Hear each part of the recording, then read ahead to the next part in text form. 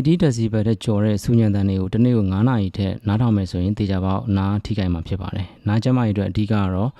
ပတ်ဝန်းကျင်ရဲ့ဆူညံတန်တွေပဲဖြစ်ပါတယ်။ဆူညံတန်တွေမှာမှ80 decibel နဲ့အထက်ဒီတေချာပေါက်နားကိုထိခိုက်စေမဲ့ဆူညံတဲ့ level ဖြစ်ပါတယ်။အဲ့တော့ AirPods Pro 3မှာဆိုရင်တော့အဲ့လိုမျိုးဆူညံတဲ့ပတ်ဝန်းကျင်တွေလည်းရောက်သွားတဲ့အခြေအနေမျိုးမှာဆိုရင်ကိုယ့်ရဲ့နားကိုဆူညံတန်တွေကနေကာကွယ်ပေးမယ် Hearing Protection Feature ပါဝင်ပါတယ်။ Hearing Protection Feature ကိုအသုံးပြုဖို့အတွက် AirPods Pro 3နှစ်ခုလုံးကိုနားနှစ်ဖက်မှာလုံအောင်တက်ပေးရမှာဖြစ်ပါတယ်။ပြီးတော့ကိုချိတ်ဆက်ထားတဲ့ကိုယ့်ရဲ့ iPhone ရဲ့ AirPods Pro 3 setting မှာဝင်ပြီးတော့မှ Adaptive ဆိုတဲ့နေရာလေးကိုဝင်ပြီးတော့